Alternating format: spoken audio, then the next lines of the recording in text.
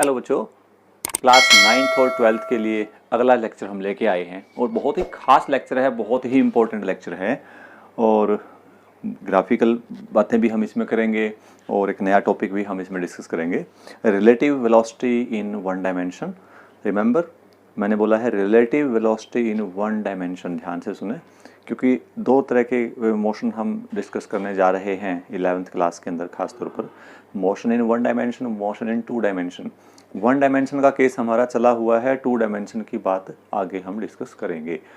तो one dimension में relative velocity को हम कैसे समझेंगे वो हम यहाँ पर एक्सप्लेन करेंगे। ओके, तो सबसे पहले बच्चे छोटा सा एक टॉपिक है, मतलब जो पीछे ग्राफ हमने पढ़े हैं तो हम देखना चाहते हैं ग्राफिकल रिप्रेजेंटेशन में आपको कुछ अंडरस्टैंडिंग अभी हुई है या नहीं हुई है। तो दो क्वेश्चन और आपके सामने मैं लेके आया हूँ, इसको करने के बाद हम रिलेटिव वेलोसिटी का कॉन्सेप्ट शुरू करेंगे। ओके, देखो एक ग्राफ दे रखा आपके सामने शुरू में वी और टी का। ये जो ग्राफ है ये वी और टी का है, ये एस और टी का ग्राफ है, ये फिर वी और टी का ग्राफ है, ये एस और टी का ग्राफ और ये वी और टी का ग्राफ है। क्वेश्चन ये है which of the following graph is not possible. कौन सी ग्राफिकल रिप्रेजेंटेशन पॉसिबल नहीं है, ये आपने बताना है। तो कुछ बातें ध्यान रखने लायक हैं इसमें कि जब भी आप कोई ग्राफ ड्रा करते हो तो उसके अंदर चाहे पोजीशन टाइम ग्राफ हो, चाहे आपका डिस्टेंस टाइम ग्राफ हो, उसमें कभी भी जो स्लोप है वो इन्फिनिटी नहीं आएगा। स्लोप इन्फिनिटी का मतलब होता है बच्चे, जैसे ये लाइन है, ये ग्राफ आपने लिया, अगर आप यहाँ टी है और यहाँ मान लिया एस है, किसी भी टाइम टी पे एकदम से अगर कोई स्ट्रेट लाइन ऐसे आ जाती है परपेंडिकुलर टू टाइम एक्सिस या अलोंग एस डिस्टेंस के अलोंग, वो पॉसिबल नहीं होगा। इसका मतलब ये होता है कि इस पर्टिकुलर टाइम पे एकदम से उसकी डिस्टेंस इनफाइनाइट हो गई है, वेलोसिटी इनफाइनाइट हो गई, दोनों ही बातें पॉसिबल नहीं है। ये बात आपने ध्यान रखनी है। दूसरी बात ध्यान रखने लायक क्या है कि किसी भी एक पर्टिकुलर टाइम पर एक पार्टिकल की एक ही पोजीशन होगी, दो पोजीशन नहीं हो सकती। This is also the main important point. एक पर्टिकुलर पॉइंट पे कितनी पोजीशन होंगी बच्चों? दो पोजीशन नहीं हो सकती, एक ही पोजीशन होगी। Same case for speed. तो अगर कोई पार्टिकल का मतलब किसी पर्टिकुलर टाइम टी पे आपने देखा तो उस पर्टिकुलर टाइम टी पे उसकी स्पीड क्या होगी बच्चों?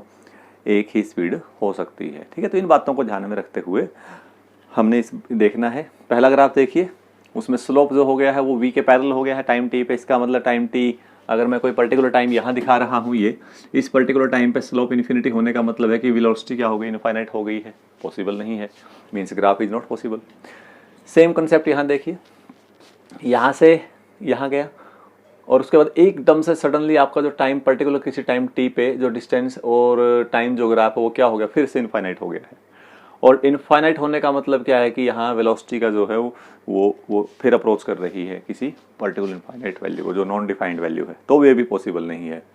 नेक्स्ट देखो, वी और टी का ग्राफ देखा, किसी पर्टिकुलर टाइम टी पर वी की दो वैल्यू आ रही हैं। कोई भी आप देख करके देख लीजिए, जैसे मान लो मैंने कोई टाइम टी ले लिया यहाँ पर, इस टाइम टी के कोरस्पोंडिंग अगर आप यहाँ से लाइन ऐसे ड्रा करेंगे तो ये इसको दो जगह पे इंटरसेक्ट करेगा, यहाँ पर और यहाँ पर।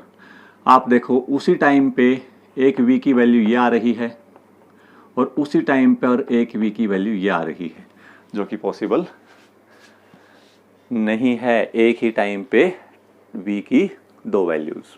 नेक्स्ट देखो, ये एस और टी का ग्राफ है। फिर देखो यहाँ पर किसी पर्टिकुलर टाइम टी पर अगर मैं यहाँ एक फिर से लाइन ऐसे ड्रा करता हूँ, क्योंकि वैल्यू फाइंड आउट करने के लिए किसी टाइम टी पे कितनी कौन सी पर्टिकुलर वैल्यू, तो हम ऐसे ही एक एक्स के और वाई के परपेंडिकुलर लाइन ड्रा कर लेते हैं। तो ये यहाँ कर लिया और यहाँ फिर वही बात देखो उसे, यहाँ फिर से आप देखिए हमें दो वैल्यू मिल रही है लेकिन टाइम क्या है? एक है। एक ही टाइम पे दो जगह पोजीशन पार्टिकल शो कर रहा है, फिर से हम कहेंगे पॉसिबल नहीं है। और लास्ट केस देखिए, जब आप इसके लॉन्ग जा रहे हो किसी भी पर्टिकुलर टाइम पे, अगर हम बात देखें तो उस पर्टिकुलर टाइम पे जैसे ये देख लिए, इस पर्टिकुलर टाइम पे आप देख सकते हो फिर से वही बात आ गई, there will be two velocity और speed of the particle which is not possible at a particular time. उसका मैग्नीट्यूड है वो दो आ रहे हैं। तो ये बातें आपने ध्यान रखनी है जब भी आप कोई ग्राफिकल रिप्रेजेंटेशन कर रहे हो तो। ठीक, नेक्स्ट क्वेश्चन पे आते हैं। अब हमारे पास एक क्वेश्चन दे दिया, वी और टी का ग्राफ दे रखा है, ठीक है, और इस वी और टी के कोरस्पोंडिंग हमने बनाना है बच्चों एस टी ग्राफ, यानी पोजीशन टाइम ग्राफ बनाना है, जो कि वेलोसिटी टाइम ग्राफ आपको दिया हुआ है। ठीक है, तो कैसे दिखाएंगे? ये बड़ा खास ग्राफ है। काफ़ी सारे पॉइंट्स आपको क्लियर होंगे जो अभी तक नहीं हुए होंगे, और आगे भी आपकी बहुत ज़्यादा हेल्प करेगा। तो हम कोशिश करेंगे कि इसको बुक से मैंने इसको कहीं से अरेंज किया है। अगर आप बच्चे पढ़ते हो, आगे अच्छा फिजिक्स पढ़ना चाहते हो, तो डीसी पांडे की बुक आपके लिए बहुत ज़्यादा हेल्पफुल रहेगी। बहुत अच्छी तरह से उस बुक को डिज़ाइन किया गया है एनसीईआरटी के साथ साथ। अगर आप उसको मौका मिले तो ज़रूर पढ़ के देखें आप एक बार। तो वहाँ अगर देखिए, अगर हम ये ग्राफ अगर यहाँ ड्रा करते हैं, उसके कोरस्पॉन्डिंग डिस्टेंस टाइम ग्राफ हमने ड्रा करना है, समझिए ना। उसके कोरस्पॉन्डिंग डिस्टेंस टाइम ग्राफ हमने क्या करना है, ड्रा करना है। तो कैसे करेंगे देखो, पहले ध्यान से देखो, O से B तक जो V है लगातार बढ़ती जा रही है, और वेलोसिटी लगातार अगर बढ़ेगी V से O से B तक, इसका मतलब कौन सी मोशन है, एक्सेलरेटेड मोशन है। कैसी मोशन है, एक्सेलरेटेड मोशन है। आप ध्यान से देखिए, अगर V लगातार बढ़ रहा है, इसका मतलब V लगातार बढ़ रहा है, लेकिन एक्सेलरेशन क्या है बच्चों, कांस्टेंट है इसका स्लोप। फिर जो लाइन B है वो रिप्रेजेंट कर रही है कांस्टेंट वेलोसिटी को। B से लेकर जो C पोर्शन आ गया और फिर D पोर्शन आ गया लाइन, वो दोनों क्या कर रही है, वो रिप्रेजेंट कर रही है कि वेलोसिटी लगातार कंटिन्यूअसली डिक्रीज हो रही है। लेकिन यहां तक वेलोसिटी पॉजिटिव थी, डिक्रीज तो हो रही थी, वेलोसिटी क्या थी बच्चों, पॉजिटिव थी। एक्सेलरेशन क्या था, नेगेटिव था। देखो, अगर आप इस को कहीं भी इस लाइन का स्लोप देखो, इस लाइन का स्लोप अगर आप कहीं भी देखोगे, यहाँ इस लाइन का स्लोप आप कहीं भी देखोगे, तो वो देखो बेटा, यहाँ स्लोप आएगा पॉजिटिव। स्लोप का एंगल आपको बताएगा कि पॉजिटिव है नेगेटिव है, जो स्लोप आप ले रहे हैं उसका लाइन का एंगल। तो एक्स एक्सिस के साथ हमेशा एंटी क्लॉकवाइज में एंगल देखिए, अगर वो 90 से ज़्यादा आता है तो स्लोप नेगेटिव होगा, 90 से कम आता है तो स्लोप पॉजिटिव होगा। यहाँ स्लोप पॉजिटिव, यहाँ स्लोप नेगेटिव, यहाँ स्लोप जीरो। तो इस पूरी लाइन का स्लोप क्या रहेगा बच्चों, नेगेटिव रहेगा। आप कहीं मर्जी करके देख लीजिए। फिर इसका क्या आएगा बच्चों, इसका स्लोप फिर जीरो हो जाएगा, फिर इसका स्लोप क्या हो जाएगा, पॉजिटिव। तो सबसे पहले हम एक्सेलरेशन की बात नहीं करेंगे, क्योंकि हमसे पूछा डिस्टेंस टाइम है, तो हम डिस्टेंस टाइम की ही बात करेंगे। तो अगर हम डिस्टेंस टाइम की अगर बात करें, तो डिस्टेंस टाइम पे आप ध्यान से देखो बच्चों, सबसे पहले हम बात करते हैं ए की। तो पोर्शन ए देखिए, पोर्शन ए पे स्पीड लगातार बढ़ रही है। तो स्पीड बढ़ रही है, तो एस टी ग्राफ पे बढ़ी हुई स्पीड कैसे दिखाओगे। जैसे ये ग्राफ, ये देखो, ये एस है, ये टी है, ठीक है। तो ये ओरिजिन है, तो यहां से स्पीड लगातार कैसे बढ़े। देखो, अगर मैं ये ग्राफ बनाता हूं, ये है स्ट्रेट लाइन का ग्राफ, एस टी ग्राफ, जो यूनिफॉर्म मोशन को बताता है। यानी इसका स्लोप लगातार क्या है बच्चों, कांस्टेंट है, लगातार कांस्टेंट है। लेकिन हमें तो बढ़ी हुई स्पीड दिखानी है। तो अब इस लाइन को अगर देखो, मैं ऐसे कर देता हूं, या इस लाइन को बच्चों मैं क्या कर देता हूं, इस लाइन को या तो ऐसे कर देता हूं, या इस लाइन को कैसे कर देता हूं, मैं ऐसे कर देता हूं। इन दोनों में फर्क आ गया। देखो, एक तो ऐसे आ गई और एक ऐसे आ गई। अब ये देखो, ये ऐसे जा रहा है, तो इसका हर पॉइंट पे जो है स्लोप वो बढ़ता जा रहा है। पहले एंगल इतना था, फिर इतना हो गया, फिर और बढ़ गया। और यहाँ उल्टा होगा, यहाँ एंगल इतना था, यहाँ एंगल इतना होगा, यहाँ एंगल और कम होगा। तो पोजीशन टाइम ग्राफ में एक ऐसी लाइन अगर आप ड्रा करें कि उस लाइन का स्लोप लगातार इंक्रीज करता जा रहा है, तो वो हमें यह बताएगा कि उसकी स्पीड लगातार बढ़ रही है। एक उससे फॉर्म से अगर आप उसको इंक्रीज दिखा रहे हो तो स्लोप का। बात समझ में आई। तो ए पोर्शन का डिस्टेंस टाइम ग्राफ कैसे आएगा, देखिए यहां से चले हम, ठीक, क्योंकि ओरिजिन से स्टार्ट हुआ है। तो ओरिजिन से स्टार्ट हुआ, इसका शुरुआत में वेलोसिटी क्या है बच्चों, उसकी जीरो है। तो वेलोसिटी जीरो है, तो आपको पता है एस पे, आपको पता है टेंजेंट ड्रा करेंगे तो वो टेंजेंट को क्या बताएगा, वेलोसिटी बताएगा। तो स्लोप जीरो दिखाना आपने शुरू में, तो ये यहाँ से। उसके बाद लगातार उसका स्लोप बढ़ना चाहिए, क्योंकि वेलोसिटी लगातार बढ़ रही है, तो लगातार बेटे उसका स्लोप बढ़ेगा। ये कुछ इस तरह से आ गया, यहाँ पहुँच गए हम। ये जो लाइन है ये किसके कोरस्पॉन्डिंग आ गई बच्चों, ए के कोरस्पॉन्डिंग आ गई। अब बी लाइन की बात करते हैं। बी लाइन पे वेलोसिटी क्या हो गई, कांस्टेंट। यहां वेलोसिटी देखो, वेलोसिटी कांस्टेंट होगी, तो कांस्टेंट स्पीड या वेलोसिटी का ग्राफ, एसटी ग्राफ कैसे आएगा, यूनिफॉर्म मोशन का जिसको बोलते हैं, वो आता स्ट्रेट लाइन, क्योंकि इसका स्लोप लगातार कांस्टेंट रहेगा। इसका मतलब वेलोसिटी क्या है, कांस्टेंट है। इसके बाद यहां से देखो बच्चे, यहां से आप किसी पर्टिकुलर पॉइंट तक ऐसे, जैसे मान ले यहां ले गया मैं ऐसे, ये लाइन स्ट्रेट रहेगी बिल्कुल। स्ट्रेट लाइन रहने का मतलब है कि इसका जो ये एंगल है ये लगातार एक जैसा रहेगा, चेंज नहीं आएगा। इस पोर्शन को बोलेंगे B portion. Clear. C portion में क्या हो गया, सी पोर्शन में वेलोसिटी डिक्रीज कर गई, डिक्रीज कर रही है, लेकिन पॉजिटिव है। जब तक वेलोसिटी इस रीजन में रहेगी वेलोसिटी पॉजिटिव रहेगी, और डिक्रीज कर रही है तो डिक्रीज कर रही है तो इसका स्लोप कैसे दिखाएंगे, डिक्रीजिंग स्लोप दिखाएंगे। डिक्रीजिंग स्लोप दिखाने का तरीका बच्चे ये होगा, तो यहाँ से इसका स्लोप जो है वो डिक्रीजिंग स्लोप दिखाएंगे हम इस तरह से ये, और एक पॉइंट पे आके जीरो हो गई वेलोसिटी। तो जीरो होने का मतलब क्या कि इस जो आपने इंक्रीजिंग या डिक्रीजिंग स्लोप दिखाया है यहाँ से, ये जो डिक्रीजिंग स्लोप है ये इस पॉइंट पे जाकर पैरेलल दिखा दो, इस हाईएस्ट पॉइंट पे। जैसे इस पॉइंट पे टेंजेंट ड्रा करोगे वो टाइम एक्सिस के पैरेलल आएगा, और जब टेंजेंट टाइम एक्सिस के पैरेलल होगा तो वेलोसिटी क्या होगी, जीरो होगी। उसके बाद यहां से लेकर यहां तक स्लोप क्या है, जो भी है वेलोसिटी क्या कर रही है बच्चों, नेगेटिव हो गई है।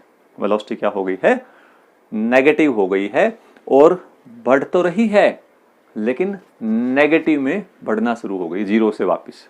तो स्लोप आपका उल्टा चेंज हो जाएगा, यहां से अब जो इसकी स्लोप आएगा ये आ जाएगा, ये कुछ इस टाइप से। ये रीजन आ गया बच्चों सी, ये रीजन आ गया डी। इस पॉइंट पे वेलोसिटी क्या होगी, जीरो होगी। उसके बाद फिर ई पे क्या हो गया, कांस्टेंट। तो ई पॉइंट पे अगर आप ग्राफ ड्रा करेंगे तो ई पॉइंट पे ग्राफिकल रिप्रेजेंटेशन कुछ इस टाइप से आएगी, कांस्टेंट, कांस्टेंट फिक्स वैल्यू है। तो स्लोप क्या रहेगा बच्चों, इसका कांस्टेंट रहेगा। तो ये मान ले ये स्ट्रेट लाइन ले ली, ये रिप्रेजेंट कर रहा है कांस्टेंट को। और उसके बाद लास्ट में जो एफ है, एफ में वेलोसिटी डिक्रीज कर रही है। वेलोसिटी क्या कर रही है, डिक्रीज कर रही है, पहली बात। और नेगेटिव वेलोसिटी है तो डेफिनेटली स्लोप आएगा नेगेटिव। स्लोप क्या आएगा बच्चों, नेगेटिव। तो लास्ट फाइनली हम इसको कुछ यहां से ऐसे दिखा सकते हैं, और ये इसको ऐसे छोड़ दो, ये आ जाएगा बच्चों एफ, ये आ जाएगा ई। जहां जहां स्पीड या वेलोसिटी कांस्टेंट रही है वहां वहां ग्राफ हमारा बिल्कुल स्ट्रेट लाइन आएगा। जहां इंक्रीज कर रही है वो इस टाइप से दिखाओगे, जहां डिक्रीज कर रही है वहां आपको पता है बच्चे वहां स्लोप ऐसे हो जाएगा, नेगेटिव है स्लोप। देखो अब रीजन देखो, ए लाइन जो है, ए लाइन रिप्रेजेंट कर रही है पॉजिटिव वेलोसिटी, ठीक है, पॉजिटिव वेलोसिटी, एक्सेलरेटेड वेलोसिटी, ठीक है। जो मोशन है कैसी है बच्चों, एक्सेलरेशन है उसके अंदर, और स्लोप क्या है, पॉजिटिव है। बी लाइन क्या रिप्रेजेंट करती है, कांस्टेंट वेलोसिटी, जीरो एक्सेलरेशन, ठीक। सी लाइन क्या रिप्रेजेंट करती है, स्लोप जो आएगा नेगेटिव आएगा, स्लोप क्या आएगा, नेगेटिव आएगा, ठीक है। और क्या आएगा, और पॉइंट क्या देखेंगे, लेकिन जो वेलोसिटी है फिलहाल क्या है बच्चों, वो पॉजिटिव है। वेलोसिटी क्या है, पॉजिटिव है। स्लोप कौन सा नेगेटिव आएगा, वेलोसिटी टाइम ग्राफ का स्लोप क्या आएगा बच्चों, नेगेटिव आएगा। वहां नेगेटिव रिप्रेजेंट कर रहे हैं हम स्लोप, वो नेगेटिव आएगा। और इसका अगर कौन सा ग्राफ ड्रा करें, पोजीशन टाइम ग्राफ ड्रा करें, पोजीशन तो भी लगातार बढ़ रही है लेकिन वेलोसिटी क्या कर रही है, घट रही है। तो स्लोप पॉजिटिव आएगा लेकिन स्लोप लगातार डिक्रीज करेगा इस पॉइंट तक। डी लाइन का देखिए, डी लाइन पे ए सी और जो डी लाइन है उनके बीच में एक ऐसा पॉइंट है जहां वेलोसिटी जीरो हो जाएगी। तो बिल्कुल यहाँ एक हॉरिजॉन्टल लाइन टेंजेंट ड्रा कर देंगे, हाईएस्ट पॉइंट जो हमने यहाँ दिखाया रिप्रेजेंट किया है, ये वेलोसिटी जीरो होगी। उसके बाद डी से जो लाइन डी है, लाइन डी पे वेलोसिटी इंक्रीज कर रही है, ठीक है। वेलोसिटी क्या कर रही है, इंक्रीज कर रही है। और स्लोप आपका चला गया बच्चों, वेलोसिटी नेगेटिव हो गई है तो इसका मतलब स्लोप क्या आएगा, नेगेटिव। तो उम्मीद है आपको ये समझ में आ गया होगा अच्छे से। इसके बाद हम नेक्स्ट आज टॉपिक करते हैं बच्चों, relative velocity. Relative velocity,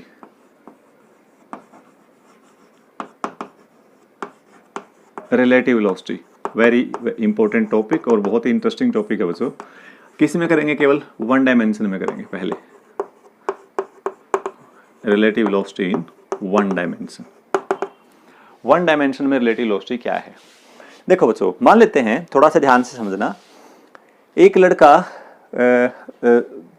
8 metre per second की स्पीड से दौड़ रहा है। दो छोटे भाई हैं, दो छोटे भाई सुबह सुबह वॉकिंग पे जाते हैं, ठीक है। और वॉकिंग पे जाते हुए उनमें से थोड़ा सा एक तेज दौड़ने वाला है और एक स्लो दौड़ने वाला है। तो जैसे वो शुरुआत की, उन्होंने शुरुआत करते ही जो पहले वाले लड़के की जो स्पीड थी वो मान लेते हैं बच्चों 8 मीटर पर सेकंड की स्पीड थी, या हम कहें मान लेते हैं 10 मीटर पर सेकंड या 8 मीटर पर सेकंड की स्पीड थी। और दूसरे वाले की जो स्पीड थी वो 6 मीटर पर सेकंड की थी और वो दौड़ते जा रहे हैं। या आप ये कहते हो स्पीड अपने हिसाब से ले लें, पहले की स्पीड 6 किलोमीटर पर आवर थी, दूसरे की स्पीड 4 किलोमीटर पर आवर थी, दोनों के दोनों दौड़ते जा रहे हैं।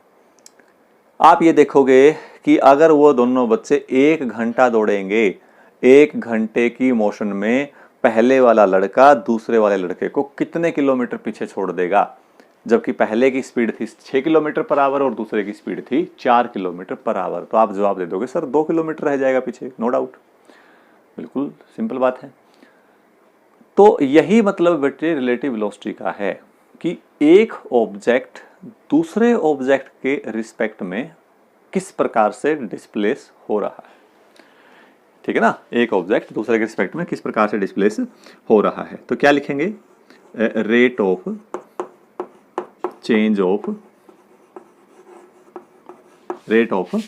Change of displacement of object 1 या object A with respect to b, rate of change of object a with respect to b, that is called relative velocity of a with respect to b। relative velocity of a with respect to b को बच्चों आप vab लिख सकते हो, और इसको लिखने का तरीका क्या होगा, va माइनस vb। ठीक है, अगर relative velocity b with respect to a लिखनी हो, b with respect to a that is vb minus VA, relative velocity of A with respect to B that is VA minus VB, और relative velocity of B with respect to A is equal to VB minus VA। यह इस प्रकार से हम representation कर सकते हैं। ठीक है, ये एक दिखाने का ढंग है। फिर मैं उसी बात पे आता हूँ। अब बात आती है बच्चों कि हम एक्चुअली में कर क्या रहे हैं, तो ये तो बहुत आसान सी बात हो गई। अब आपसे कोई पूछे, 2 बच्चे सुबह सुबह दौड़ लगा रहे हैं, एक बच्चे की स्पीड 10 किलोमीटर पर आवर है, दूसरे बच्चे की स्पीड 6 किलोमीटर पर आवर है, तो बताइए 3 घंटे में पहले वाला लड़का दूसरे को कितना पीछे छोड़ देगा या वो कितना आगे निकल जाएगा। तो दोनों का आप ये देखो कि एक की स्पीड थी 10, दूसरे की स्पीड थी 6, तो टोटल डिफरेंस उनका जो रिलेटिव में निकालोगे तो कितना है बच्चों, 4। कहने का मतलब ये है कि अगर हम एक को रेस्ट पे मान लें तो दूसरा कितने से चलेगा, 4 से चलेगा। ये बात सिंपल सी बात हम ऐसे भी समझ सकते हैं कि जो दोनों दौड़ रहे हैं, एक 6 से दौड़ रहा है, एक 10 से दौड़ रहा है, ठीक है, और दौड़ते दौड़ते दौड़ते आपको पता है कि अगला ज्यादा स्पीड से दौड़ रहा है और दोनों की स्पीड यूनिफॉर्म है। दोनों की स्पीड कैसी है, यूनिफॉर्म है। यूनिफॉर्म स्पीड होने का मतलब क्या है कि दोनों एक समान गति से जा रहे हैं, चेंज नहीं होगी स्पीड बीच में। तो सीधी सी बात यह है कि पहले वाले की स्पीड दूसरे वाले से 4 किलोमीटर पर आवर ज्यादा है। इसका मतलब यह हुआ कि वो हर घंटे में 4 किलोमीटर आगे चलता जाएगा या उसको पीछे छोड़ता जाएगा।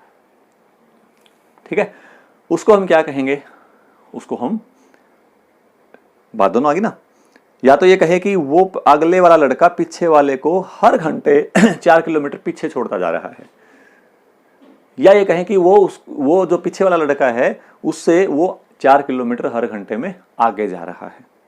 ये मतलब है रिलेटिव वेलोसिटी का। आप बस में जा रहे हो, आपको पेड़ पौधे पीछे की तरफ दौड़ते हुए दिखाई देते हैं, क्या एक्चुअली वो दौड़ रहे हैं? नो, वो तो रेस्ट पे हैं। लेकिन वो रेस्ट पे हैं और आप दौड़ रहे हो, आपकी जो भी स्पीड होगी उसके रिलेटिव में उनकी स्पीड उतनी ही बैकवर्ड में जाती हुई अपीयर होगी आपको। ठीक है ना, यही सेम बात यहाँ पर है। वो 10 किलोमीटर पर आवर से दौड़ रहा है, पीछे वाला 6 किलोमीटर पर आवर से दौड़ रहा है, लेकिन वो अगले वाले को पीछे वाले की स्पीड जो है वो ऐसा लगेगा कि वो उससे 4 किलोमीटर पर आवर पीछे की तरफ दौड़ रहा है, लेकिन स्पीड उसकी 6 किलोमीटर पर आवर है, आगे की तरफ है, 6 किलोमीटर पर आवर आगे जा रहा था, वो ऐसे ऐसे जा रहा था आगे, लेकिन उससे अगले वाला और ज्यादा तेज स्पीड से था। तो जो उसकी स्पीड ज्यादा थी तो वो जब पीछे वाले को देखेगा ना तो उसको ये इसके रिस्पेक्ट में ये और पीछे चलता जाता रहेगा और उसको ऐसा लग रहा है कि वो पीछे दौड़ रहा है, दौड़ तो आगे ही रहा था। तो रिलेटिव मोशन का मतलब ये है, रिलेटिव वेलोसिटी का मतलब ये है।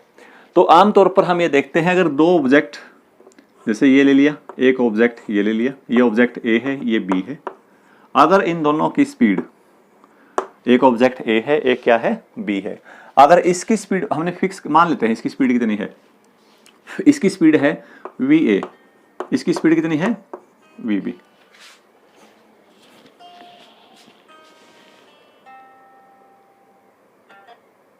बेटे यू के बिगन हो गया।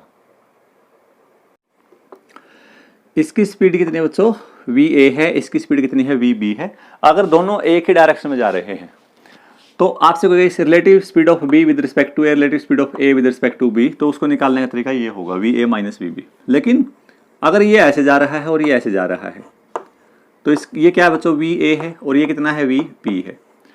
अब अगर इस डायरेक्शन को आपने पॉजिटिव माना हुआ तो दोनों को पॉजिटिव लिया हुआ था। अब क्या होगा, अगर ये इस तरफ मोशन कर रहा है और ये इस तरफ कर रहा है तो इसकी स्पीड क्या होगी, माइनस की ले लेंगे हम, उसको नेगेटिव ले लेंगे, डायरेक्शन उसके रिवर्स है तो ठीक है। तो इसीलिए जब माइनस माइनस करोगे तो यहां जो रिलेटिव स्पीड आएगी उसका फॉर्मूला बन जाएगा V A plus V B. उसका फॉर्मूला ये बन जाएगा V A plus V B.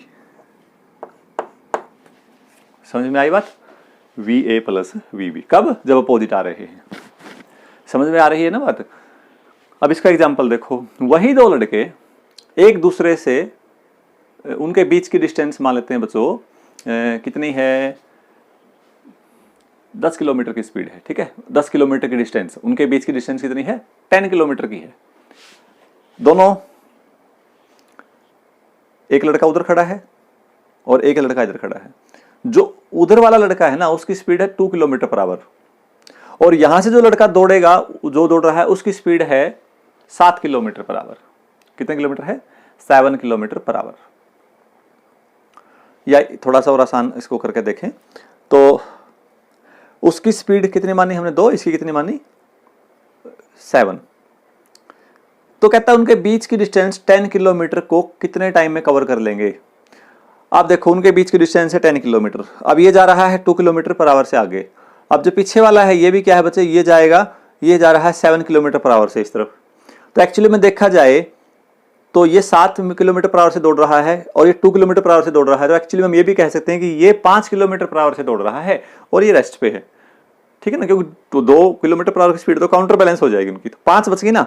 तो 5 किलोमीटर पर आवर से जब वो दौड़ रहा है तो वो 10 किलोमीटर की डिस्टेंस कितने टाइम में कवर कर लेगा। 5 किलोमीटर पर आवर से अगर दौड़ रहा है तो 1 घंटे में 5 किलोमीटर जाएगा, तो 10 किलोमीटर कितने जाएगा, 2 में, तो 2 घंटे में उसको कवर कर लेगा। यही क्वेश्चन अगर ऐसे होता, एक लड़का वहां खड़ा है, एक लड़का यहां खड़ा, उनके बीच की डिस्टेंस है 10 किलोमीटर की। कितनी है बच्चों, 10 किलोमीटर की। उस लड़के की वेलोसिटी है 2 किलोमीटर पर आवर मेरी तरफ, इस लड़के की वेलोसिटी है 8 किलोमीटर पर आवर उसकी तरफ, ठीक है। तो जैसे मैं यहां दिखाऊं, ये ले लिया आपने, ये 10 किलोमीटर की डिस्टेंस है 10 किलोमीटर। यहां से एक लड़का इस तरफ जा रहा है 2 किलोमीटर पर आवर से, और यहां से एक लड़का इस तरफ जा रहा है 8 किलोमीटर पर आवर से, ठीक। तो कितना, आप बताओ कितना टाइम लेंगे। अब दोनों ने मिलके वो कवर किया है, ये भी कुछ आगे, जैसे 1 घंटे में ये कितना आगे आएगा, 2 किलोमीटर, और 1 घंटे में ये कितना आगे चला जाएगा, 8 किलोमीटर। तो टोटल दोनों ने मिलके 1 घंटे में 10 किलोमीटर की डिस्टेंस कवर कर दी। तो यहां तो टाइम लगा बच्चों 1 आवर, और पहले केस में कितने आवर लगे थे, 2 आवर। ये है सेंस और मीनिंग रिलेटिव वेलोसिटी को समझने का। जब दोनों मिलके का डिस्टेंस कवर कर रहे हैं एक तरफ, तो उस टाइम हमारे पास ये केस बन जाएगा। ओके, तो रिलेटिव वेलोसिटी समझ में आ गया होगा।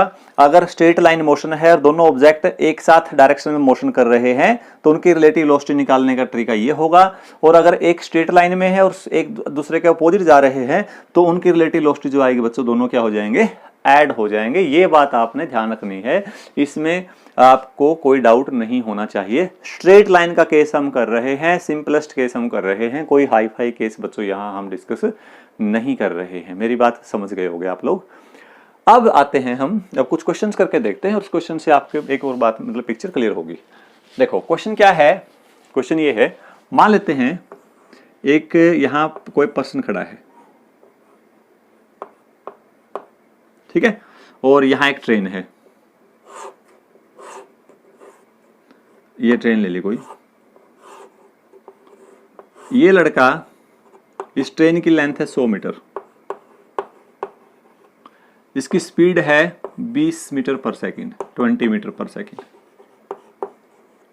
अगर वो लड़का रेलवे लाइन के पास में खड़ा है साइड में, उसके सामने से एक ट्रेन गुजरेगी जिसकी लेंथ 100 मीटर की है, तो बताइए उस लड़के को कितने टाइम में क्रॉस करेगी। तो लड़का रेस्ट पे है, कोई टेंशन नहीं है, फिक्स है एक जगह पे पॉइंट। तो इसको क्रॉस करने में ट्रेन कितना टाइम लेगी, time taken by the train is equal to, कितना टाइम लेगी बच्चे, distance travelled by the train, यानी इसको पूरे इस बच्चे को क्रॉस करेगी तो कितनी लेंथ कवर करेगी 100 मीटर की, डिवाइड बाय टाइम टेकन कितना होगा, सॉरी स्पीड कितनी होगी 20 मीटर पर सेकंड। जब इसको डिवाइड करेंगे तो ये आ जाएगा बच्चों 5 सेकंड, 5 सेकंड की स्पीड, सो टाइम उसका लगेगा। कितना टाइम लगेगा 5 सेकंड का टाइम वो लेगा। सिंपल। अब क्या हुआ, अब क्वेश्चन देखिए ध्यान से, अब वही ट्रेन है, सेम ट्रेन है, लड़का यहां है, अब ये लड़का इस तरफ 5 मीटर पर सेकंड की स्पीड से जा रहा है और जो ट्रेन है वो जा रही है उस तरफ 20 मीटर पर सेकंड की स्पीड से। लेंथ ट्रेन की उतनी ही है 100 मीटर की। अब वो ट्रेन उस लड़के को कितने टाइम में क्रॉस करेगी। पहले तो लड़का एक जगह पे खड़ा था तो पूरी की पूरी ट्रेन अपने आप खुद को उसने पूरी लेंथ कवर क्रॉस की थी, लेकिन अब की बार क्या होगा, कुछ ट्रेन आगे आएगी, कुछ लड़का, कहते हैं 2 कदम हम चलें 2 कदम आप चलें, रास्ता कट जाएगा। तो वही रास्ता काटने के लिए अब की बार ये जो लड़का है ना वो इस तरफ आ रहा है 5 मीटर पर सेकंड से, ट्रेन जा रही है 20 मीटर पर सेकंड से। अब उनकी रिलेटिव वेलोसिटी कितनी आ गई बच्चों, relative velocity of train with respect to man या man with respect to train अगर निकालें तो रिलेटिव वेलोसिटी आ जाएगी बेटे 20 + 5 25 मीटर पर सेकंड। लेंथ कितनी है, लेंथ है वही 100 मीटर। अब की बार वो ट्रेन कितना टाइम लेगी, वो लेगी बच्चों 100/25 और ये आ जाएगा 4 सेकेंड्स। पहले कितने लगे थे 5 सेकेंड्स, अब कितने लगे 4 सेकेंड्स। ठीक है। अगला केस देखो, वो लड़का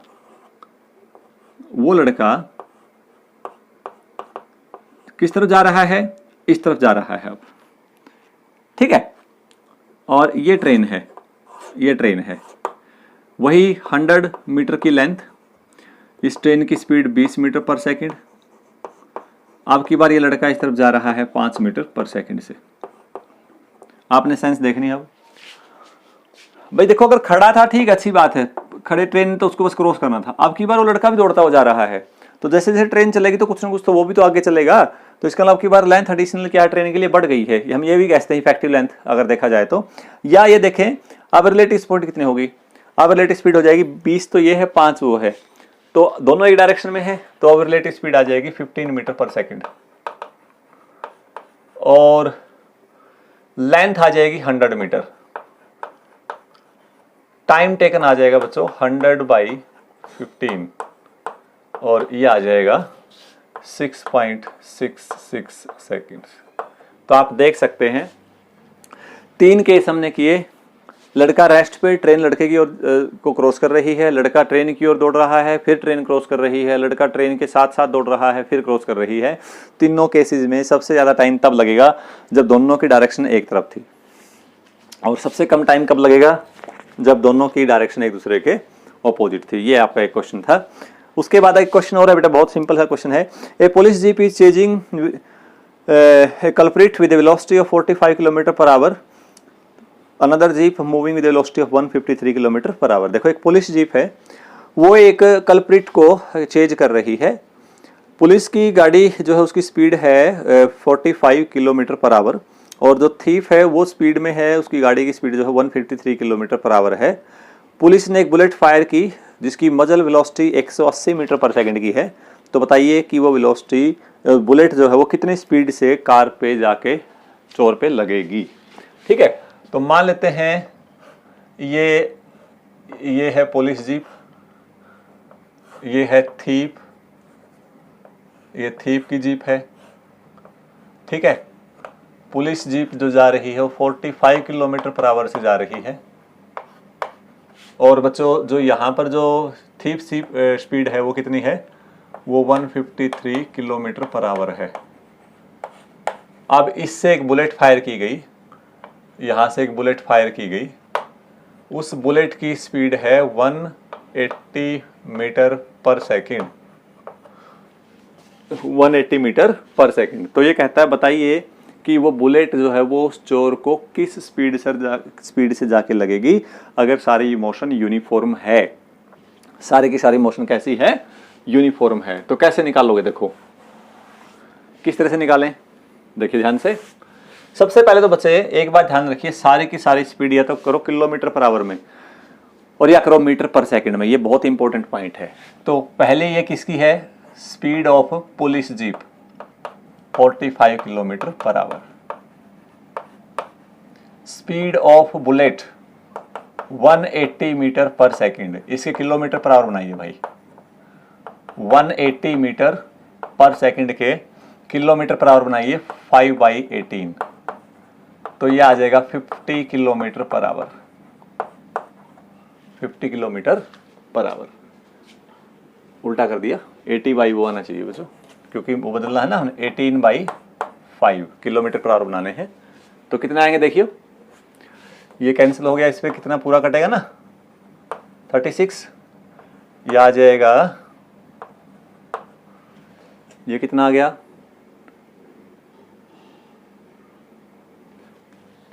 648 किलोमीटर पर आवर की स्पीड है बुलेट की।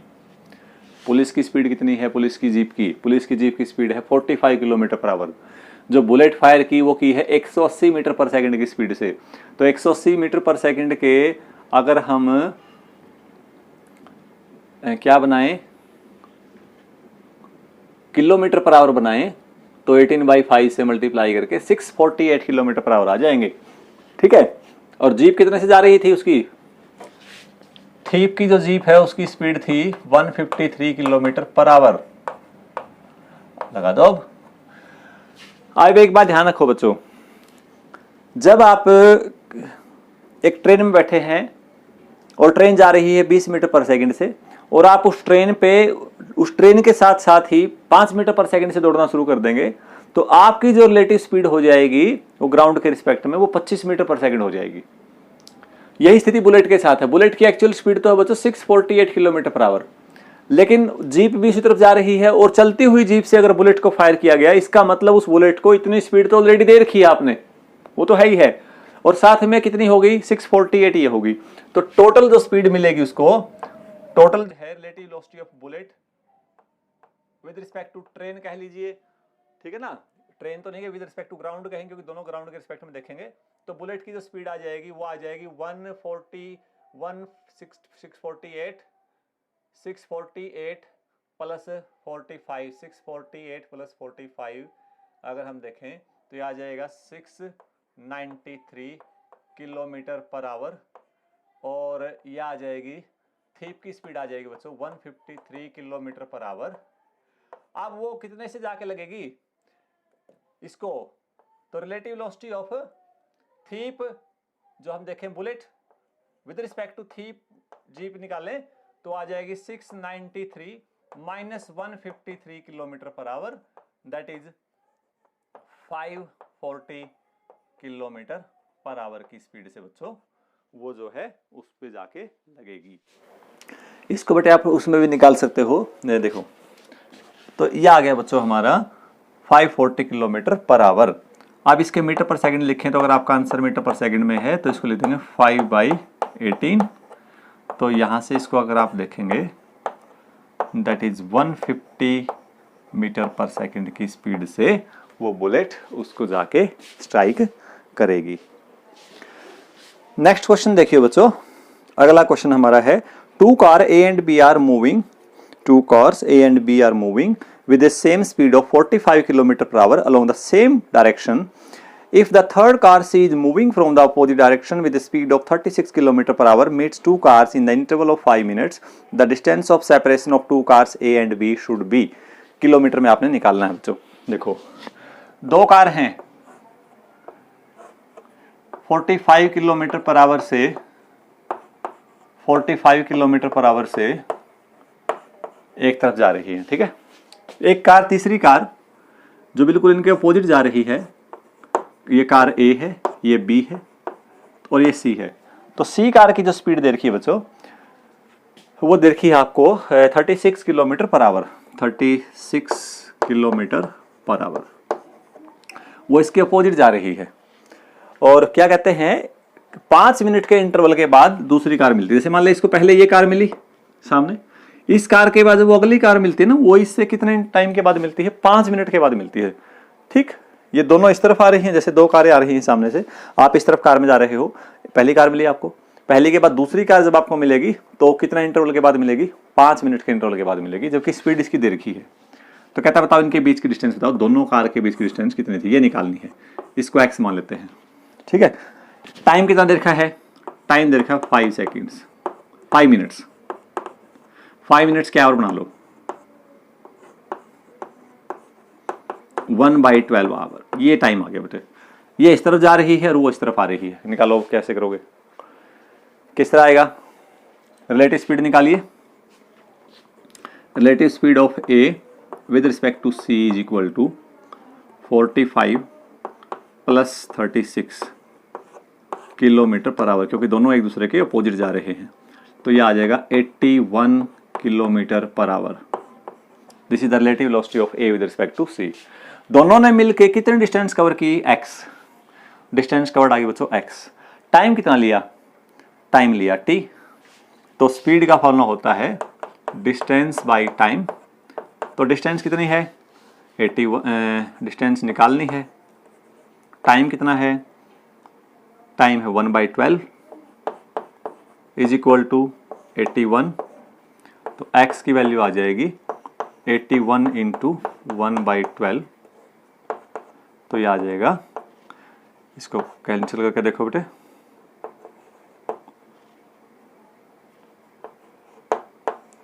अप्रोक्सीमेटली ये कुछ आंसर बन जाएगा इसका